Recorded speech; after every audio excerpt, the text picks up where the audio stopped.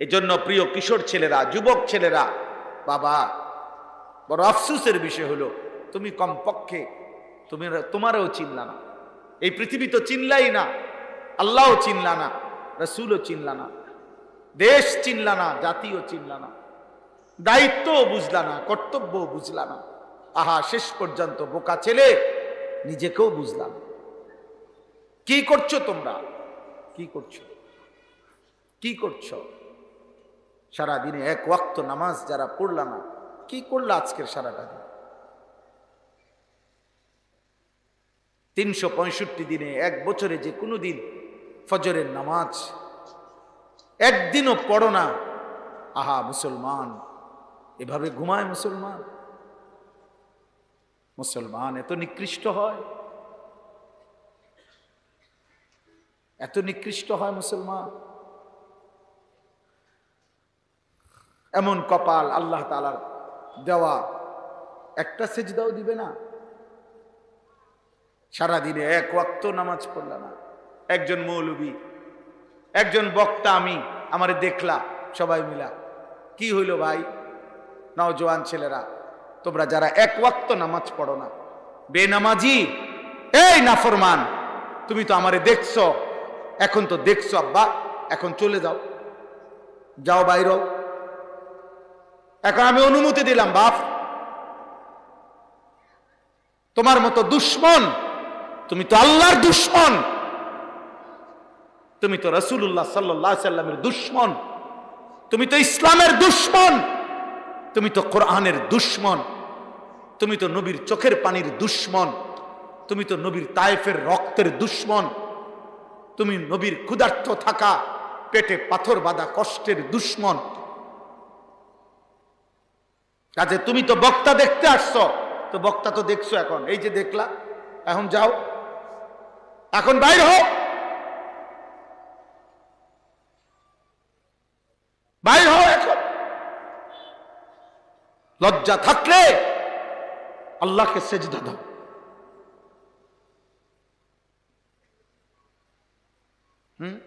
কি হবে লাভ? আমার সাথে একটা ছবি উঠাইবা? আয়ো, আমি উঠাই, দুজনে একটা ছবি উঠাই, উঠাও, দাও মোবাইলে। তো মানুষ কি বলবে? বলবে যে তুমি বলো। তখন মানুষ জিজ্ঞেস করবে যে হে ছেলে, বলো তুমি কি হুজুরের মতো নাকি হুজুর তোমার মতো? তাহলে দুইজনের ভিন্ন। তাহলে আমি হুজুরের ভক্ত এ কথা বললেই কি? আর পৃথিবী এত পাগল মানুষ, মানুষে বুঝে না, মানুষে চিরা খায়।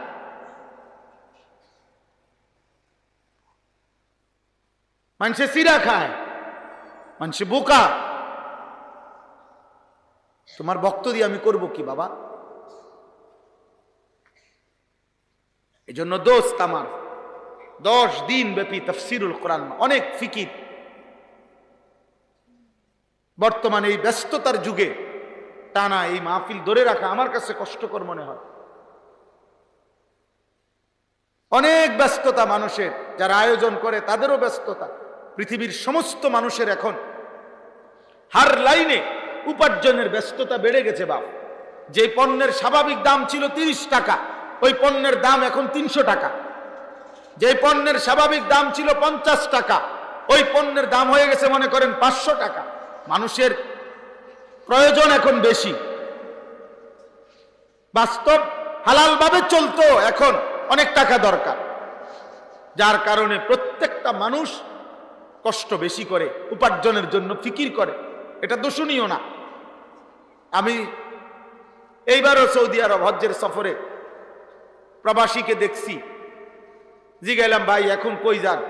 কয় হুজুর 12 ঘন্টা বরাবর একখানে ডিউটি করে আসছি, এরপরে আর সময়ে যে টাইম, এখান থেকে 6 ঘন্টা টাইম, এখন আরেকটা জায়গা যাইতেছি, ওইখানে 6 ঘন্টা ডিউটি করবো, কইরা 18 ঘন্টা। 6 ঘন্টা হুজুর এই বিশ্রাম, কাপড় চোপড় ধোয়া, খানা, একটু না নিজের আরাম, এইটুকু টাইম। তাই বললাম ভাই পরের 6 ঘন্টা আবার এই কষ্ট করেন? কয় হুজুর মা আগা বুড়া হয়ে গেছে, বাচ্চা কাচ্চা গুণ পড়ালেখা করতে বড় সড়ো হয়ে গেছে, বউ বাচ্চার চাহিদা, সংসার বড় হয়ে গেছে, বাবা অসুস্থ, আগের মতো হয় না হুজুর, কুলাইতারি না, এই জন্য কদ্দুর কষ্ট বেশি করি। 18 ঘন্টা ডিউটি করে মানুষ, 18 ঘন্টা। আর তোমরা কিশোর যুবক, এমন সুন্দর জীবন তোমরা একেবারে অনাদরে অবহেলায় শেষ করে দিচ্ছ। না আখিরাত চিনলা, না দুনিয়া চিনলা। আহারে অকর্মণ্য, অপদার্থ, একটা মোবাইল টিপতে টিপতে দুনিয়া শেষ করে দিল। আরে যদি সিরা বাজদা, মুড়ি বাজদা, তাইলেও কিছু হইত।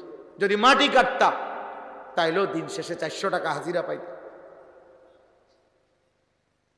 একটা ছোট কাজ করো, ছোট কাজ। তোমার হাতে পূর্ণ শক্তি, তোমার বাবার হাতে ওই শক্তি নাই। 18 বছরের সন্তান, তোমার হাতে এখন যে পরিমাণ শক্তি, তোমার 50 বছর বাবার হাতে ওই শক্তি নাই। বাবার কষ্ট হয়, বাবা হয়তো একাকী নীরবে কাঁদে, অথবা ভাবে যাক আর আমার জীবন শেষ, আর সুখ করতে পারলাম না। জিফুতের যদি আল্লাহ সুখ দেয়, বলে না হুজুরের কথা, ভাবে না? এক বাপ হয়তো মনে মনে ভাবে, যা আর জীবনে আর সুখ পাইলাম না, যা ঠিক আছে, জিফুতের যদি আল্লাহ ভালো রাখে। আর তোমরা সেই বাবার কষ্টের মেহনতের টাকা দেদারসে নষ্ট করে দিচ্ছ। তোমরা বুঝলাও না বাবা মুসলমান কাকে বলে। বলো না বাবা। অনেক ছেলে তোমাদের চেহারা দেখে বোঝা যায় এক ওয়াক্ত নামাজ পড়ো না, হাহা বেনামাজি। চেহারা দেখলেই বোঝা যায় বাবা। বেনামাজির চেহারা পাষাণ, বেনামাজির চেহারা কালো, বেনামাজির চেহারায় কোনো দয়া মায়া থাকে না, বেনামাজির চেহারায় কোনো রসকস নাই, স্বাভাবিক সৌন্দর্য নাই। আল্লাহ নবী সাল্লাল্লাহু আলাইহি ওয়াসাল্লাম বলেছেন, মান কাসুরা সালাতুহু হাসুনা ওয়াজহুহু। যার নামাজের পরিমাণ বেশি, তার চেহারায় সৌন্দর্যের পরিমাণ বেশি। নবীজি বলছেন, মান কাসুরা সালাতুহু ফিল লাইল হাসুনা ওয়াজহুহু ফিন নাহার। রাতের গভীরে যে নামাজ পড়ে বেশি, দিনের আলোতে আল্লাহ তাআলা তার চেহারা উজ্জ্বল করে দেন, আলোকিত করে দেন, আলোকিত করে। গুনার প্রথম আসর কি? আল্লাহর কসম, হযরত আব্দুল্লাহ ইবনে আব্বাস রাদিয়াল্লাহু তাআলা আনহুমা বলছেন, প্রত্যেক গুনার প্রথম ক্ষতি কি? মানে গুনার প্রথম ক্ষতি, প্রতিটা চুরি, ডাকাতি, জিনা, ব্যভিচার, মদ, জুয়া, সুদ, ঘুষ, কিস্তি, বেহায়াপনা, বেপরদিগি, নাটক, সিনেমা, হারাম যত কিছু, প্রত্যেক গুনার প্রথম ক্ষতি কি? সাওয়াদুন ফিল ওয়াজহ। হযরত আব্দুল্লাহ ইবনে আব্বাস বলছে, গুনার প্রথম ক্ষতি চেহারা কালো করে। আল্লাহর কসম, নবীর বিখ্যাত সাহাবী বলছে, শ্রেষ্ঠ সাহাবী আব্দুল্লাহ ইবনে আব্বাস রাদিয়াল্লাহু তাআলা। গুনার প্রথম ক্ষতি চেহারা কালো করে। জুলমাতুন ফিল কলব, দ্বিতীয় ক্ষতি অন্তর অন্ধকার করে। ওয়াহানুন ফিল বাদান, তৃতীয় ক্ষতি শরীর দুর্বল করে। দাইকুন ফির রিজক, চতুর্থ ক্ষতি রিজিক কমিয়ে দেয়। পঞ্চম ক্ষতি বুগদাতুন ফি কুলুবিল খালক, মানুষের অন্তরে ঘৃণা তৈরি করে। আমি প্রত্যেক দিন বলি, আমি আজও বলতেছি, প্রিয় বাবা, প্রিয় সন্তান, আমাকেও বলি, আপনাদেরকেও বলি, মনে রাখবেন, কোন পাপীকে মানুষ মানুষ নামে ডাকে না, পাপের নামে ডাকে। প্রিয় ছেলে, মনে রাখো আব্বা, পাপীকে মানুষ মানুষ নামে ডাকে না, পাপের নামে ডাকে। কোন সুদখোরকে মানুষ আর মানুষ নামে ডাকে না, বলে সুদখোর। কোন ঘুষখোরকে মানুষ আর মানুষ নামে ডাকে না, ঘুষখোর নামে ডাকে। কোন মদখোরকে মানুষ আর মানুষ নামে ডাকে না, বলে মদখোর, নেশাখোর, গাঁজাখোর। কোন জুয়ারিকে মানুষ মানুষ নামে আর ডাকে না, বলে জুয়ারি, লম্পট। কোন জেনাকার, ব্যভিচারী, কোন নারীর সাথে যার হারাম সম্পর্ক, নারীর ছবি দেখা, নাচ দেখা, গান শোনা, বাদ্যযন্ত্রে তাল দেখা, নৃত্য দেখা, হারাম নারীর অশ্লীল উলঙ্গপনা, জিনা ব্যভিচারের দৃশ্য দেখা, মোবাইলে দেখো আর রাস্তায় দেখো আর টেলিভিশনে দেখো, জওয়ান দেখো আর বুড়া মানুষ দেখেন, প্রত্যেক আমি দেখি আর আপনি দেখেন, যেই দেখেন এটা জিনা, চোখের জিনা, হাতের জিনা, কানের জিনা, লজ্জাস্থানের জিনা, অন্তরের জিনা, জবানের জিনা, সব জিনা। জিনা নবী বলছে ব্যভিচার, ব্যভিচার, ব্যভিচার, ব্যভিচার। এজন্য নারী যেভাবেই দেখেন, যাকে দেখার অনুমতি নাই, ওইটা জিনা, ওইটা ব্যভিচার। আর আল্লাহর নবী বলছেন, হযরত হুযায়ফা রাদিয়াল্লাহু তাআলা আনহুর হাদিস, ইয়া মা'শারান নাস, নবী বলছে হে লোক সকল, ইত্তাকুজ জিনা, জিনা থেকে বেঁচে থাকো। ফাইন্না ফীহি সিত্তু খিসাল, জিনার 6টি ক্ষতিকর দিক আছে। নবীজি বলছেন সালাসুন ফিদ দুনিয়া ওয়া সালাসুন ফিল আখিরা, 3টা ক্ষতি দুনিয়াতে, 3টা ক্ষতি আখিরাতে। দুনিয়ার 3টা ক্ষতি, 1 নাম্বার ইউযহিবুল বাহা, তোমার যে প্রভাব, তোমার প্রতি মানুষের যে সম্মান, তোমার প্রতি মানুষের যে ভালোবাসা, তোমার প্রতি মানুষের যে মহব্বত, মায়া, এটা দূর হয়ে যাবে। নবীজি বলছেন ব্যভিচারীকে মানুষ সম্মান করে না, তার কোনো ওয়াকার থাকে না, লম্পটের কোনো পরিচয় থাকে না, চরিত্রহীনকে দুনিয়াবাসী ভালোবাসে না রে আব্বা।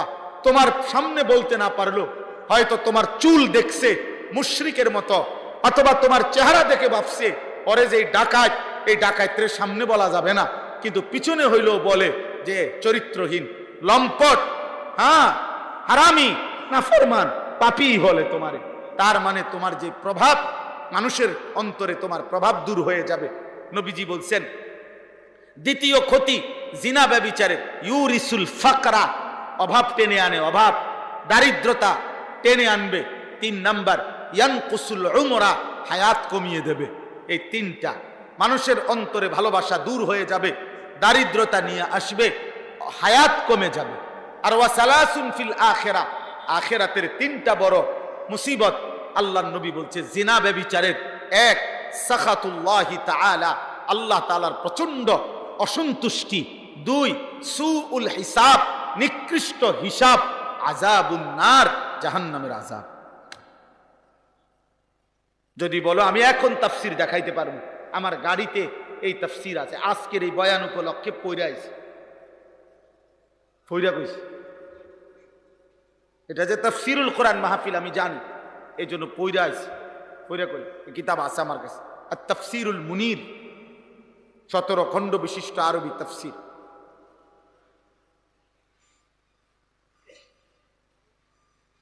এজন্য বললাম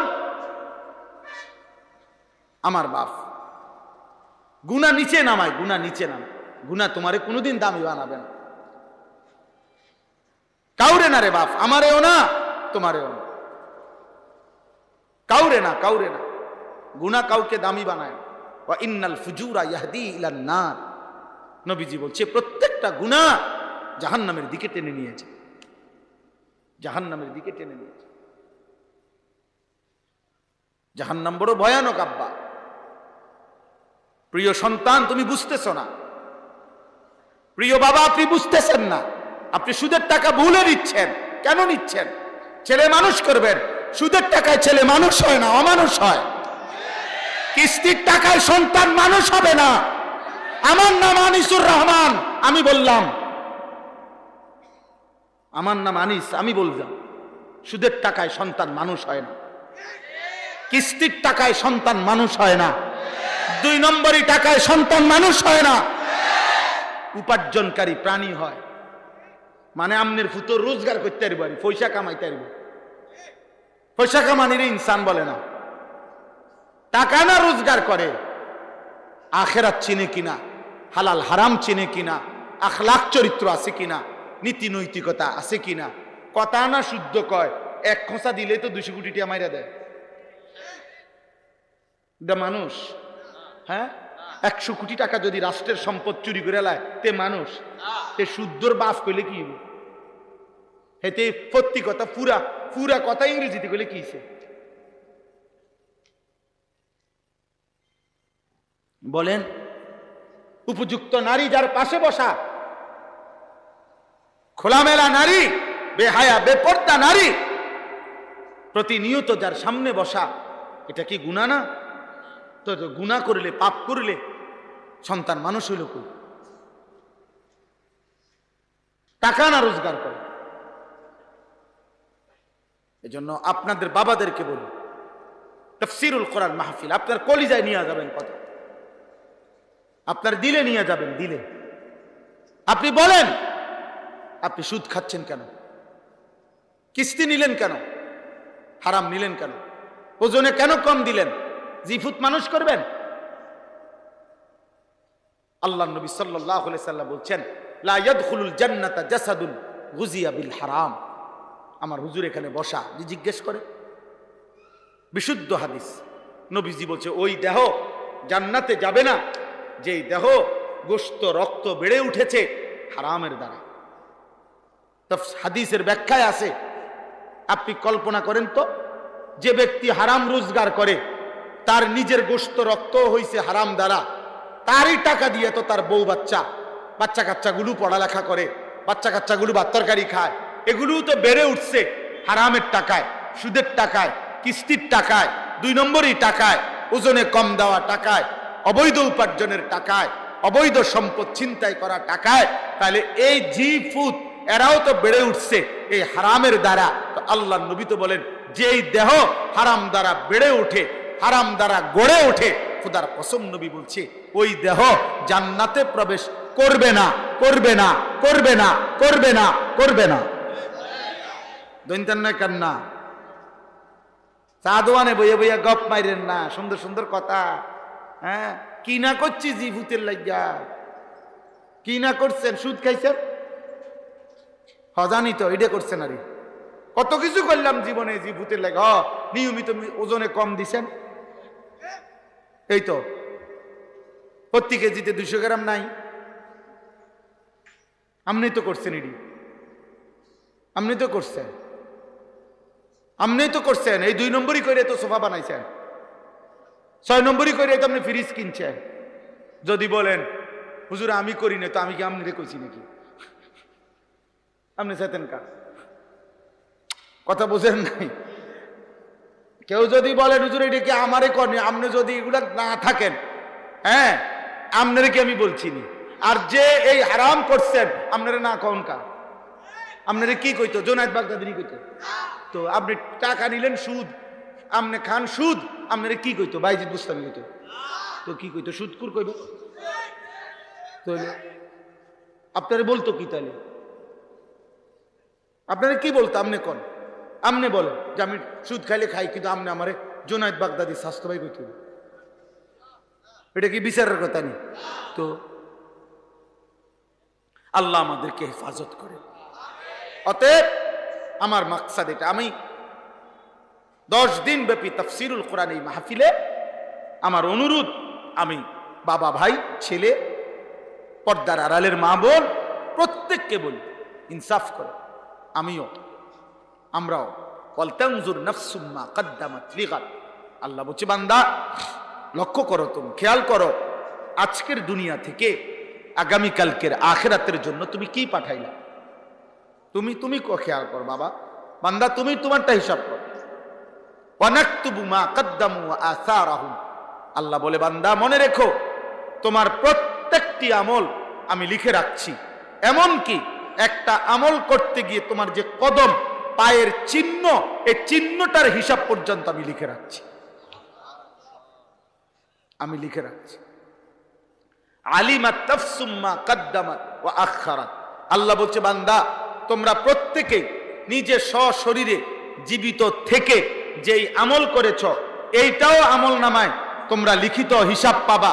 আবার তোমরা যা পৃথিবীতে রেখে গেছো, ওটার দ্বারা যদি কোনো নেকি আসে ওইটাও পাবা, ওইটার দ্বারা যদি কোনো গুনাহ আসে তো সেটাও পাই।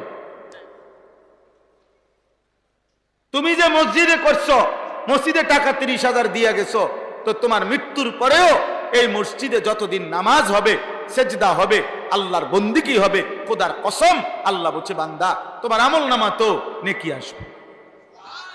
আবার তুমি যে মাশাআল্লাহ এখন টেলিভিশন রেখে গেছো ঘরে, তোমার বউ আর তোমার জিফুত নাতি নাতনি মিল্লা সোফাত বইয়া ঠেঙ্গালগি দিয়া এখন যে নর্তকীর নাচ দেখে, নাটক দেখে, সিনেমা দেখে, নৃত্য দেখে, এগুলোর দ্বারা যা গুনাহ হয়, খোদার কসম তোমার আমল নামার মধ্যে তার প্রত্যেকটা গুনাহ সমান সমান 100 লেখা হবে। 100 ওদের গুনাহ যে দূর, তোমার গুনাহ। দাদা যান আপনি টের পাবে, দাদা আপনার নাতির আমল দিয়া আমনো আল্লাহর রহমতে সেরে যাবেন, আমনো টের পাবে।